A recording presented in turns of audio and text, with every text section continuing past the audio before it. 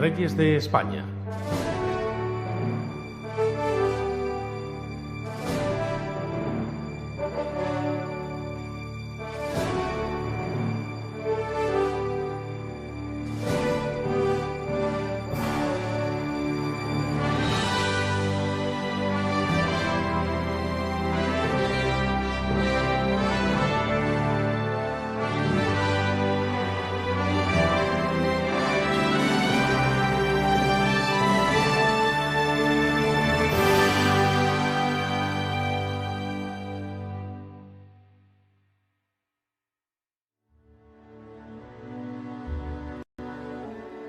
En 1759, Fernando VI muere sin descendencia en su matrimonio con Bárbara de Braganza.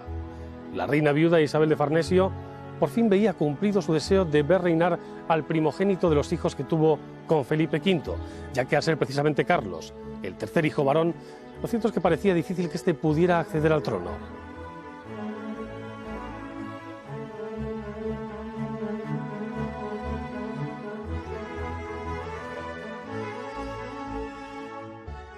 Esto permitió a Isabel de Farnesio regresar de su exilio, esperando colmar sus ansias de poder, actuando de principal consejera de su hijo.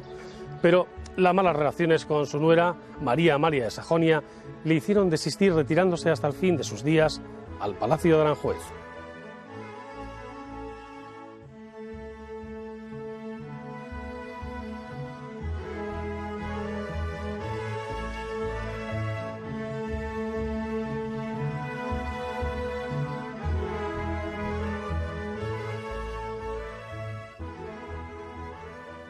Ahora que España se había recuperado por fin de su particular travesía por el desierto, necesitaba un rey que continuase dicha labor, un monarca experimentado y con fuerte personalidad.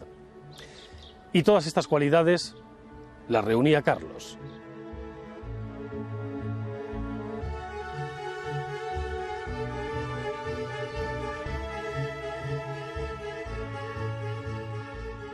La experiencia de su largo reinado en Nápoles y su decidida actitud para iniciar las reformas motivaron con el tiempo que la idealización del rey perfecto fuera encarnada por la figura de Carlos III.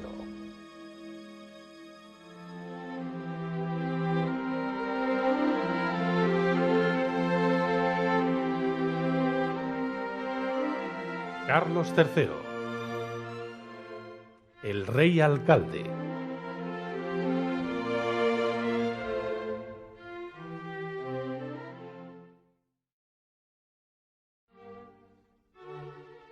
Carlos III nace en Madrid el 20 de enero de 1716. Es el primer hijo del rey Felipe V y de su segunda esposa, Isabel de Farnesio.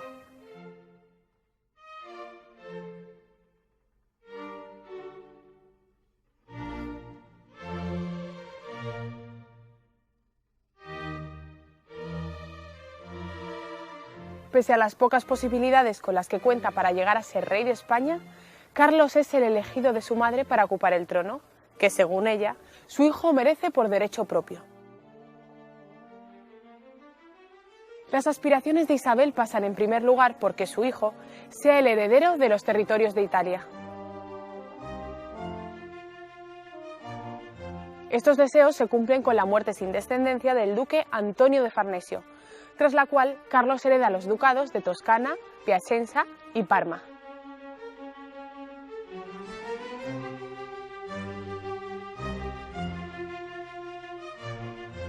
Pero en julio de 1735, al recuperar Felipe V el reino de Nápoles y Sicilia por la Guerra de Sucesión Polaca, con tan solo 19 años, Carlos pasa a ser rey de dichos territorios bajo el nombre de Carlos VII.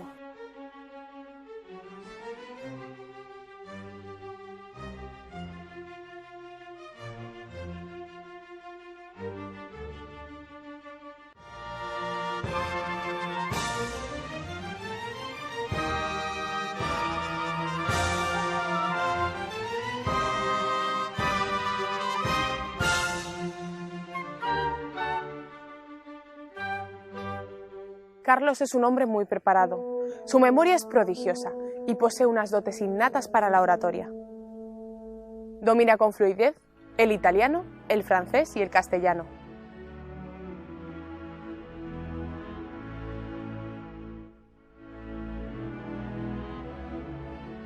Al contrario que sus antecesores, es una persona que nunca se arredra frente a los obstáculos y jamás retrocede ante las dificultades más adversas. Eso sí, también hace gala de una tozudez endiablada, por la que rara vez cambia una decisión que previamente ha tomado, sobre todo en asuntos de política, lo que se reflejará en las decisiones que tomará a lo largo de su reinado.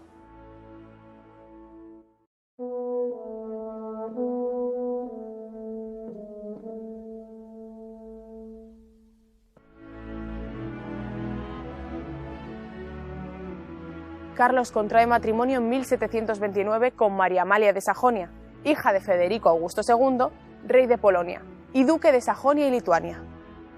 Su esposa no es demasiado atractiva y posee un temperamento muy fuerte.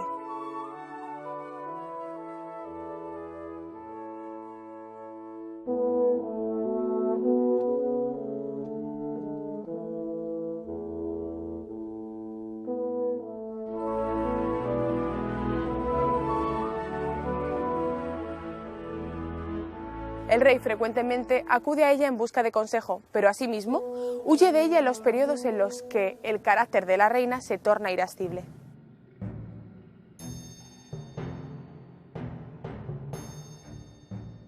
El matrimonio tuvo 13 hijos, pero solo 7 llegaron a la edad adulta. María Josefa, María Luisa, Felipe, del que no se conserva ninguna imagen dada su condición de deficiente mental. Carlos, futuro rey de España como Carlos IV. Fernando.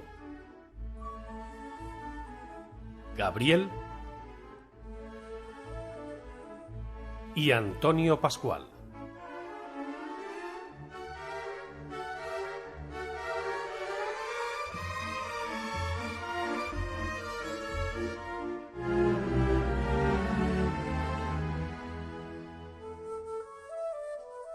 Durante su reinado en Nápoles y Sicilia, procede a reformar y modernizar el reino, hasta entonces dominado por la nobleza y la alta burguesía, intentando favorecer a las clases populares, pero siempre desde una perspectiva ilustrada y asesorado por su fiel consejero Bernardo Tanucci.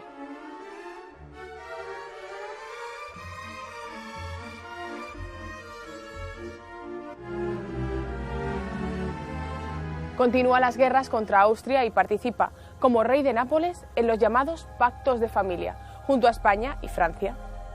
Además, incentiva la cultura y promueve el desarrollo de ideas y proyectos de los científicos de la época.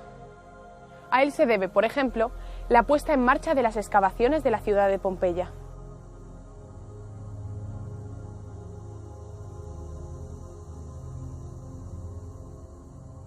Su paso por Nápoles no es ni mucho menos efímero, ya que su reinado dura 25 años y allí nacen todos sus hijos.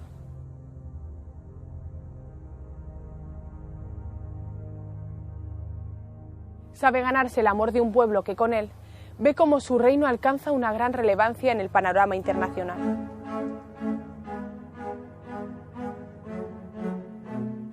Pero el fallecimiento sin descendencia de su hermanastro, Fernando VI, hasta entonces rey de España, hace de recaer en Carlos la corona española.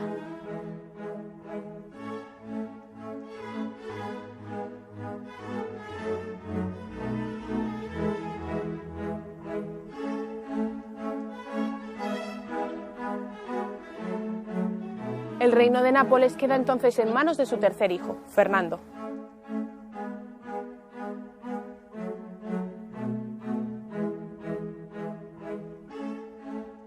En el año 1759, Carlos es proclamado rey de España, con el nombre de Carlos III, a los 43 años de edad.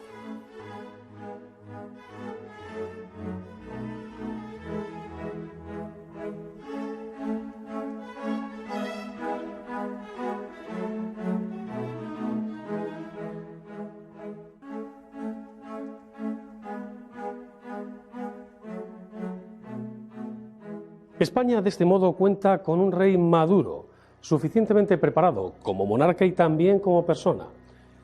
El primer año de su mandato fue, es cierto, bastante agridulce, ya que pasó de la alegría por la designación de su hijo Carlos como heredero al trono, un hecho que, por cierto, originó una cierta oposición al haber nacido el heredero fuera de España.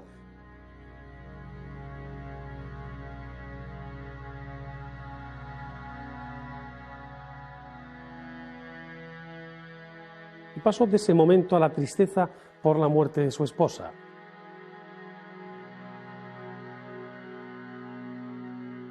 Este fallecimiento le afectó tanto que ya no volvería a casarse pese a las insistencias cortesanas.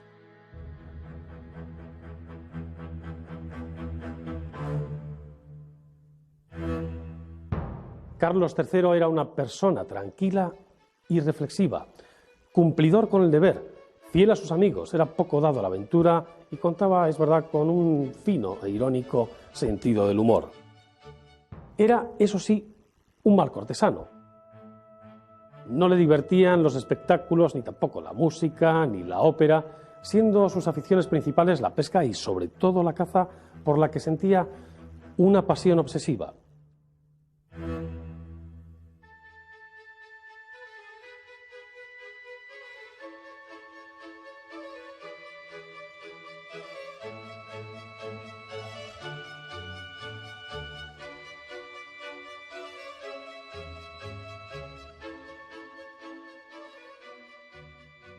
Era hombre de misa y rezo diarios.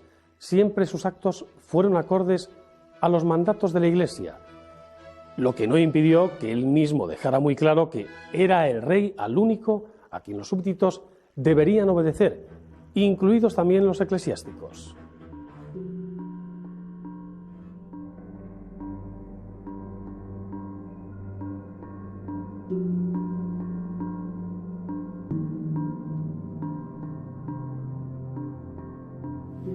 Carlos III parece casi tipificado en el ejemplo del monarca que cumple los requisitos del déspota ilustrado. Despotismo ilustrado, es decir, el de un rey absolutista que promueve reformas y promueve ilustración, vamos a decirlo así, como un medio importante de garantizar la prosperidad del Estado, modernizar en algún caso sus estructuras y promover, digamos, una mejora de sus propios habitantes, entendiendo que la mejora de los súbditos repercute en el progreso de la propia monarquía. Carlos III tiene una experiencia muy importante en lo que podríamos llamar su práctica de monarca ilustrado, que son sus años italianos.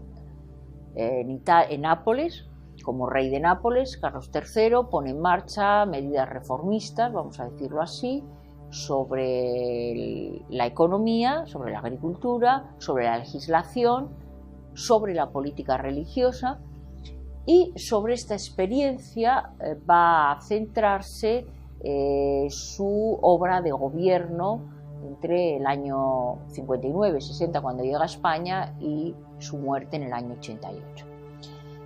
Ya en Nápoles, sobre todo Carlos III, tiene una especial atención a aquellos personajes que elige para ser sus instrumentos de gobierno. En el caso napolitano es la figura de Tanucci, en el caso español es, digamos, su inclinación por gente mediana, por juristas, no personajes de la nobleza, como será el caso de Floridablanca, o será el caso de Roda, o será el caso de Campomanes.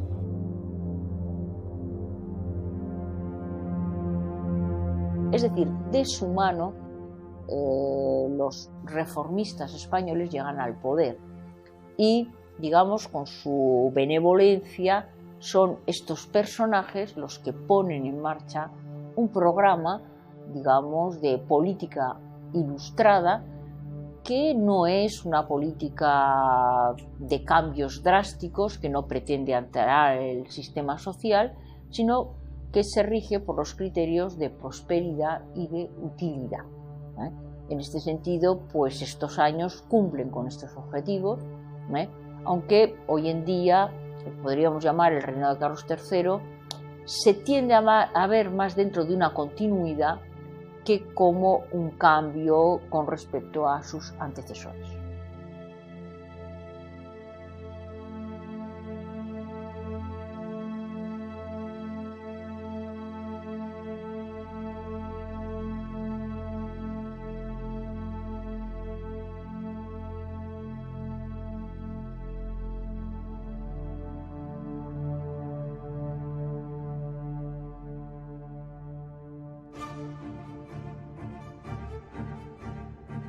El primer asunto que el rey tiene que tratar es la Guerra de los 7 Años, motivada por la invasión de Honduras por parte de Inglaterra, otro intento de expansión británica en América.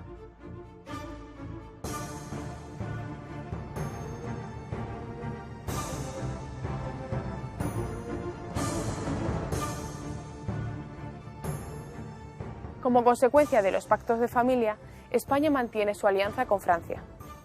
De esta manera, ambas naciones se alían contra Inglaterra en la Guerra de Independencia de los Estados Unidos.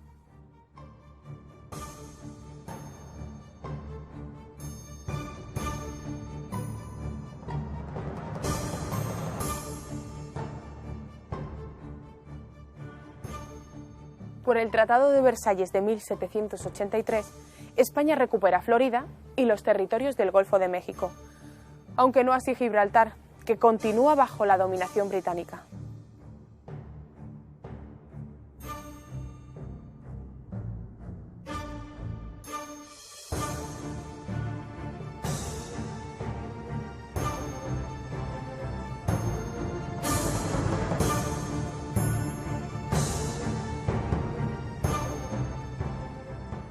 El papel de España en la guerra de independencia de los Estados Unidos es muy importante. Muy importante. Hay que tener en cuenta que la guerra de independencia de los Estados Unidos se inscribe dentro de los enfrentamientos de la política internacional que habían ido jalonando todo el siglo XVIII. El siglo XVIII, la política internacional, sobre todo en el Atlántico, en el mundo atlántico, que cada vez va teniendo una importancia mayor, va a haber básicamente un enfrentamiento entre España-Francia por una parte, los Borbones, e Inglaterra-Portugal por la otra. De forma que esta coalición va a funcionar de manera casi permanente. En los años centrales del siglo XVIII, había tenido lugar la Guerra de los 7 Años, que es la gran guerra, la guerra más importante del siglo XVIII. Y en esta guerra, la gran triunfadora, en la Paz de París de 1763, había sido Inglaterra. Francia prácticamente pierde sus colonias. España también, España entra tarde y mal, en fin, va a acarrear o va de alguna forma a compartir la derrota francesa cuando no hubiera podido quedar fuera, puesto que viene de una época de cierta neutralidad en estos años finales del reinado de Fernando VI, pero también entra en el bando de los derrotados. Y unos años después, estos dos países, Francia y España, los países gobernados por Borbones, ven la oportunidad de devolver a Inglaterra la pelota, cuando Inglaterra tiene problemas en sus colonias del norte de América. Los colonos se levantan contra la metrópoli y los colonos, que son débiles, claro, tendemos a ver que los Estados Unidos como un poder, pero los Estados Unidos son un poder importante en el último siglo, no antes. Los colonos que son débiles, pues necesitan el apoyo de las potencias europeas enemigas de Inglaterra para enfrentarse con Inglaterra. Y esas dos potencias van a acudir prestas a devolver el golpe a los ingleses, apoyando a los rebeldes. Francia y España. Hay que decir Francia y España desde el punto de vista naval, hay que tener en cuenta que España era bastante más potente que Francia. La marina española en estos años, después de la gran obra de creación de una marina que se había producido a lo largo del siglo XVIII, una potente marina europea en España, una potente marina, perdón, en el mundo atlántico esencialmente española, y entonces pues Francia y España van a ser el apoyo internacional esencial de los Estados Unidos para conseguir su independencia. En 1976, cuando se conmemoró el bicentenario de la independencia americana, los americanos tuvieron muy en cuenta la importancia de España, y hubo actos y hubo toda una búsqueda de documentos en el archivo de Simancas que ratificaran esta participación importante, esta ayuda importante de España al éxito que obtuvieron los colonos americanos independizándose de Inglaterra.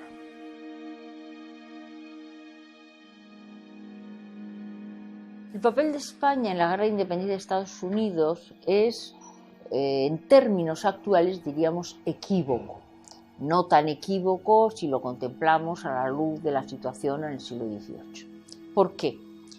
Porque, digamos, España, que en un primer momento se muestra reticente con el proceso de independencia, sin embargo, por las presiones de Franklin, que está en París, de los mediadores que vienen a España, incluso la propia opinión que cambia del conde de Aranda, va acercándose a los insurrectos como un medio de aprovechar una coyuntura americana que de alguna manera les favorezca frente a la constante rivalidad que tienen con Inglaterra.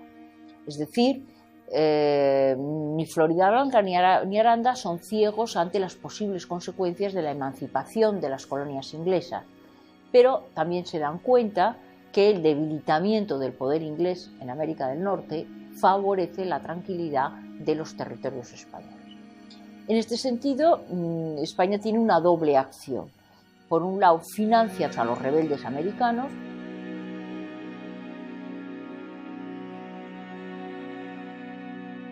pone en marcha alguna incursión que protagoniza Gálvez desde los territorios del sur, limítrofes, los territorios cercanos al Mississippi, y también da entrada como tema de opinión, porque la prensa española lo recoge, a este acontecimiento que, sin lugar a dudas, conmueve toda la opinión pública europea.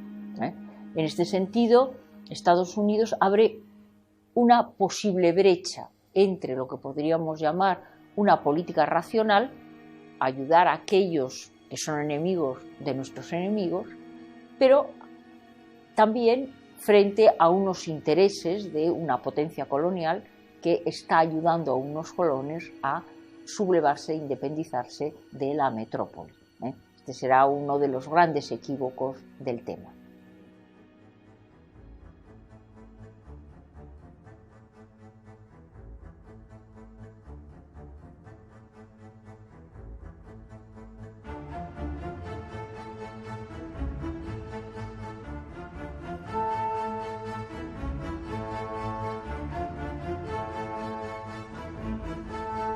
Política e interior, Carlos III hizo grandes cambios en el orden político, económico y social, con la ayuda de consejeros como el marqués de Esquilache, el conde de Aranda, Campomanes y también Florida Blanca. El rey nombra al marqués de Esquilache secretario de Hacienda.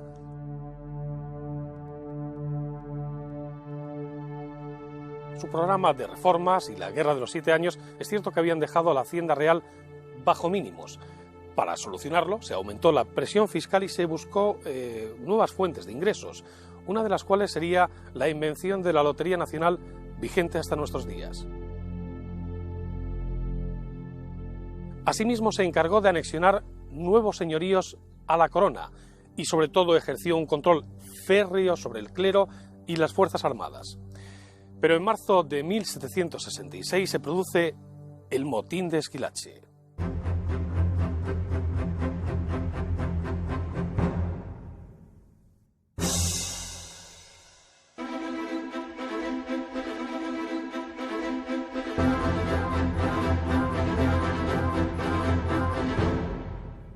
El origen del motín de Esquilache es complejo, como casi todas las cosas. Y cuando se dice que es la vestimenta, bueno, pues en realidad se está simplificando una cosa mucho más compleja. El motín de Esquilache es un motín en un año de motines, es un año de de malas cosechas. Es un año, la economía del antiguo régimen, las malas cosechas provocaban enseguida una serie de fenómenos de desabastecimiento, las clases más humildes pues pasaban hambre, el pan escaseaba, había descontento, y es un año en el que hay motines no solo en Madrid, en otros muchos lugares de España se producen motines en 1766. En Madrid además hay otras cuestiones. El motín de Esquilache es un motín de corte, porque en Madrid, claro, sede de la corte, cualquier fenómeno de este tipo de descontento popular era aprovechado por los sectores descontentos de la oposición al poder. Y entonces detrás del motín de Esquilache hay una lucha política de enemigos del bando que en ese momento ocupa el poder. Claro, lo de las capas y tal, pues es una anécdota, que pudo tener su influencia. Lo que ocurre, no sé, es que luego a nivel popular todo esto de las anécdotas tiene una fuerza enorme y es lo que pasa al imaginario colectivo. Pero el motín es bastante más complejo y en el fondo es una gran lucha de poder para expulsar del mismo, como se logró, al marqués de Esquilache y a toda una serie de personajes que estaban en su torno y que, bueno, pues Esquilache es uno de los italianos que vienen con el rey Carlos III, que antes había sido rey de Nápoles.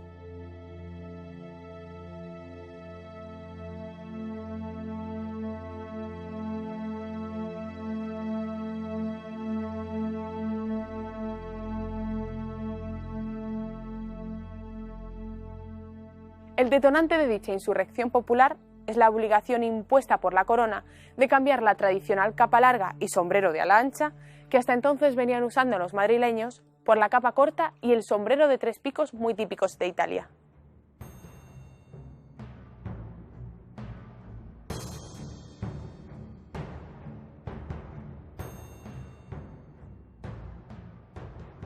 El descontento por esta medida, unida a su utilización partidista por parte de los sectores más críticos de la nobleza y del clero, lo convierten en un ataque frontal al proyecto reformista ideado por Esquilache.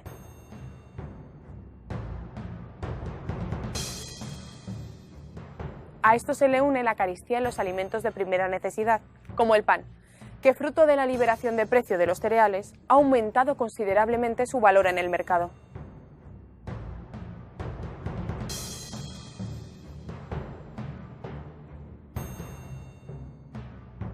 Pronto, la revuelta se extiende desde Madrid al resto de provincias. Los amotinados exigen la reducción de los precios de los alimentos, la abolición de la nueva ley sobre vestimenta, el cese de todos los ministros extranjeros y su sustitución por españoles, así como un perdón general. El rey accede a todas estas peticiones, destituye a Esquilache y nombra como nuevo hombre fuerte del gobierno al conde de Aranda, hasta entonces capitán general de Valencia.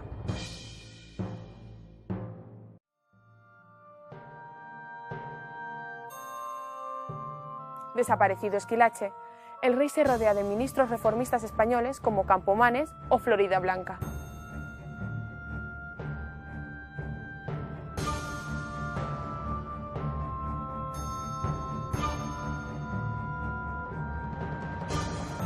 Campomanes intenta demostrar que los verdaderos inductores del motín de Esquilache han sido los jesuitas.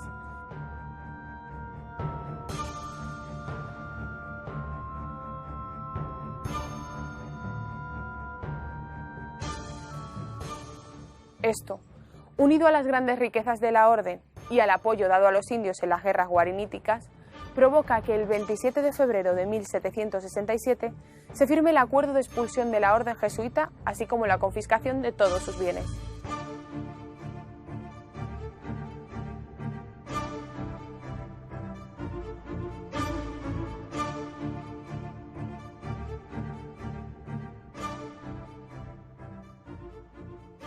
Esta medida ya se ha llevado a cabo en Portugal y a España le seguirán otros países en los que esta orden no está bien vista.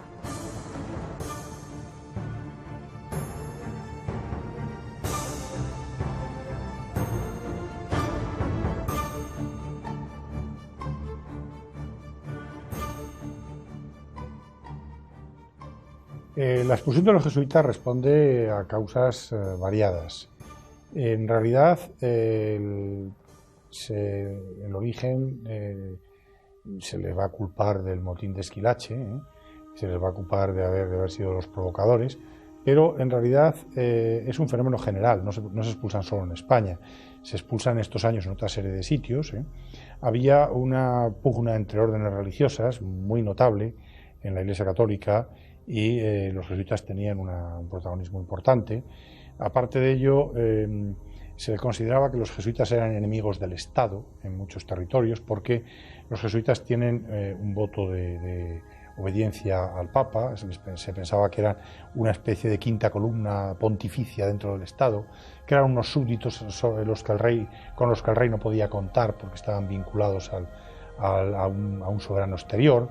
Se les acusa de oponerse a ciertas reformas ilustradas, se les acusa de dominar las cátedras universitarias y de dominar la enseñanza. Detrás de todo hay pugnas de grupos por el poder, pugnas de bandos. En definitiva, toda la lucha política en la época moderna se va a configurar en banderías, en facciones, en grupos. Y detrás de la expulsión de los jesuitas pues hay sectores interesados en desplazar del poder a gentes enemigas que le ocupan. Naturalmente luego también, claro, están las apetencias sobre sus propiedades. Las apetencias sobre sus propiedades, sobre sus bibliotecas, sobre sus bienes, sobre apetencias de otras órdenes, apetencias del rey, se va a hacer una primera desamortización cuando luego después los jesuitas sean suprimidos, de los bienes de jesuitas. La primera desamortización que se hace en España es la de jesuitas, antecediendo a las desamortizaciones posteriores del siglo XIX. Es decir, es un fenómeno complejo que responde a las pugnas internas en el seno de la Iglesia, a cuestiones de tipo de política internacional, a una política general europea de condena, de enfrentamiento con los jesuitas en este momento por parte de la política de los políticos ilustrados, y también pues a ambiciones mezquinas de competencias de otras órdenes, pugnas de bandos, etcétera.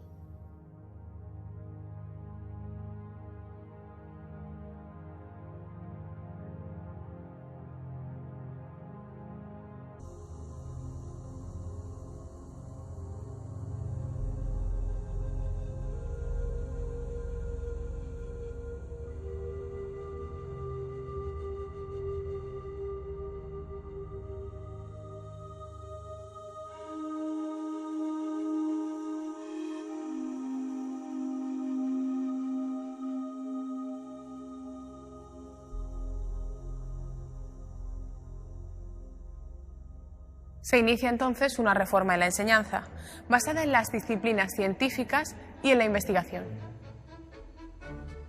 Se crean las escuelas de artes y oficios y se somete a las universidades al patronazgo real.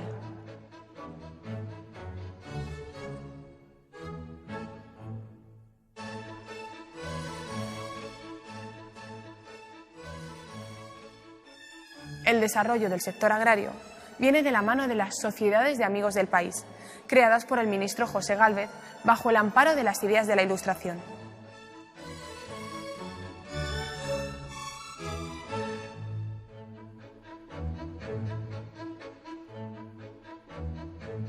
Se inicia además un plan de repoblación de zonas deshabitadas de Andalucía.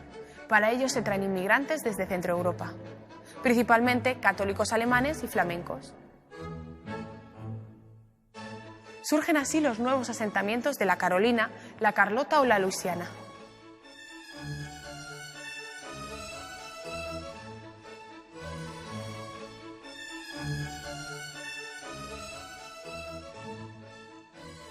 Se reorganiza el ejército, al que se dota de unas ordenanzas que perdurarán hasta el siglo XX.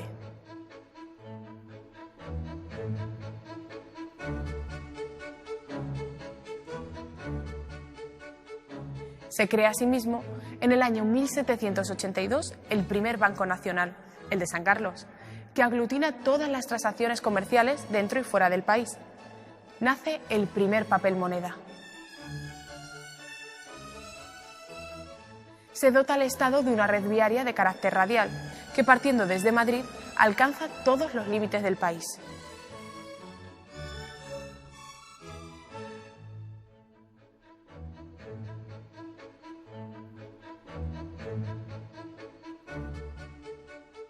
se pone en marcha un ambicioso plan industrial de bienes de lujo, creándose sociedades como Porcelanas del Buen Retiro, Cristales de la Granja, Platerías Martínez, etc.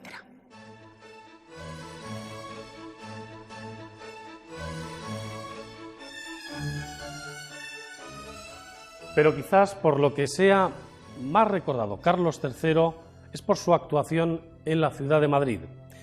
Cambió por completo la fisonomía de la ciudad, dotándola de servicios mínimos de los que hasta entonces carecía. Infraestructuras como alumbrado, recogida de basuras y también una red de alcantarillado.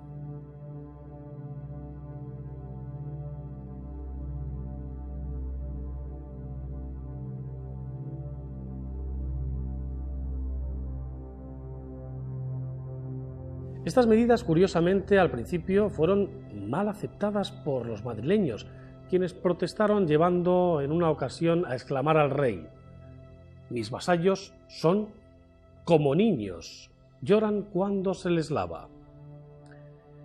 Se crearon también grandes avenidas, se erigieron monumentos como por ejemplo la Puerta de Alcalá,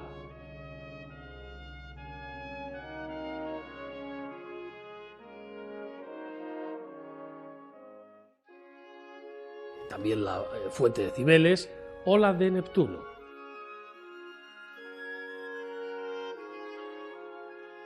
Se construyeron el Jardín Botánico y el Museo del Prado, este último dedicado, por cierto, originalmente a albergar el Museo de Ciencias Naturales.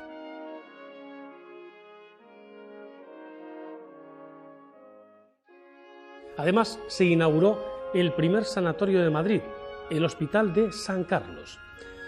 Todas estas obras y mejoras han otorgado a Carlos III el título de mejor alcalde de la capital.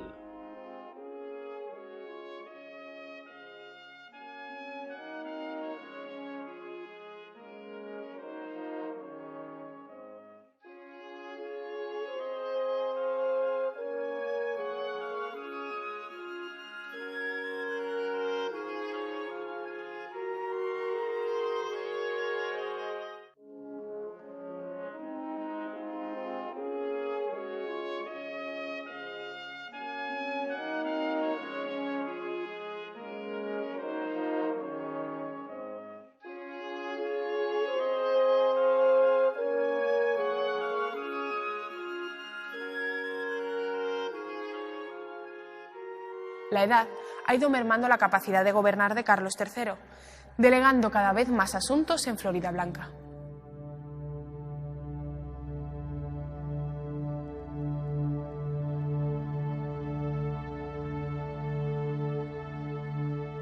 La soledad en la que se encuentra le pesa enormemente. La mayoría de sus amigos han fallecido, también sus hermanos, su esposa y su amado hijo Gabriel.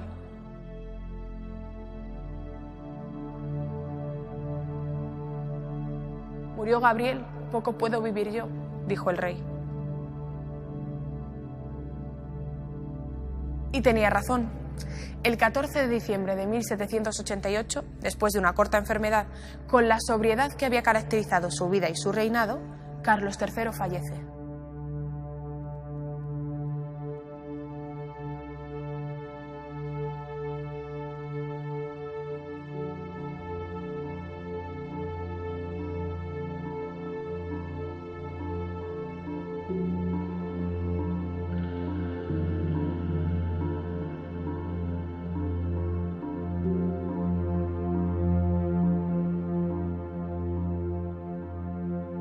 Con Carlos III moría prácticamente el reformismo ilustrado, ya que el estallido de la Revolución Francesa al año siguiente provocaría una reacción de temor que convirtió el reinado de su hijo y sucesor en un periodo mucho más conservador.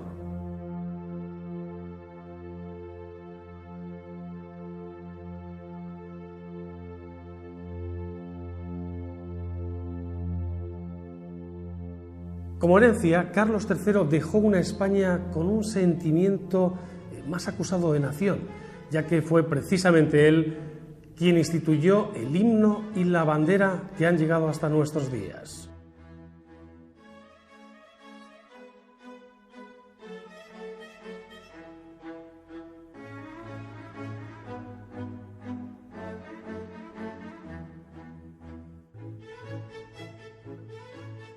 Además dio también forma a la capital del reino, Madrid, digna de ser considerada como tal, con una población mejor atendida y también con los servicios mínimos cubiertos.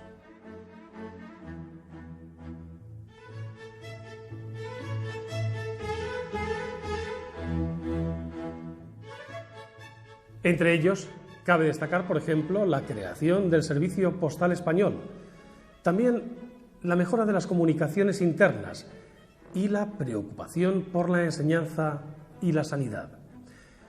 Sin olvidar asimismo la cultura, el arte y las ciencias, que florecieron en un periodo de la historia donde todo era para el pueblo, aunque es verdad que sin contar con la población, y donde el mejor alcalde fue el propio rey.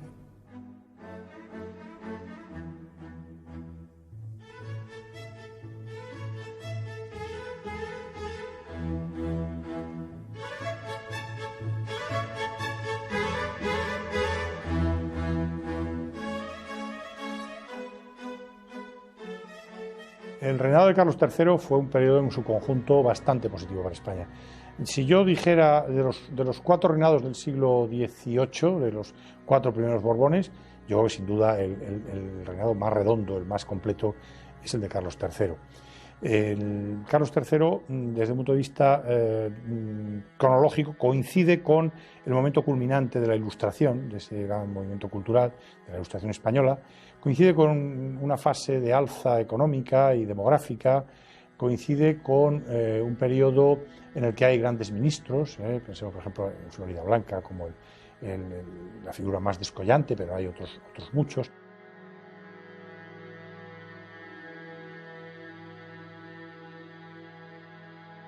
En la que se produce un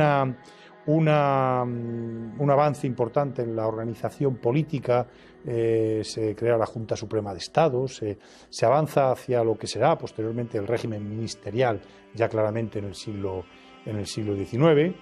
En cuanto a la política internacional, a pesar del retroceso que supuso la vinculación de España, nada más llegar al trono Carlos III, a Francia y a la guerra que se estaba librando entonces, la Guerra de los 7 Años, que acabaría con derrota para Francia y por supuesto también para España en la Paz de París de 1763, pero luego vino la Guerra de Independencia de los Estados Unidos. España junto a Francia apoyaron a los colonos rebeldes y ahí pues se vieron favorecidos por el triunfo de estos, de forma que en la política internacional se salda de manera bastante positiva para los intereses de Carlos III. Es un periodo positivo, también unido a toda una serie de reformas, incluso las reformas urbanísticas, esta idea del mejor alcalde de Madrid, que se dice de Carlos III, etc. Es una época, en conjunto es la época más brillante. También es verdad que muere en el momento en que las cosas van a empezar a cambiar. Muere en 1788 y al año siguiente comienza la Revolución Francesa, comienza la crisis, comienza una serie de un periodo negativo que ya va a coincidir con el reinado de su hijo y sucesor, Carlos IV.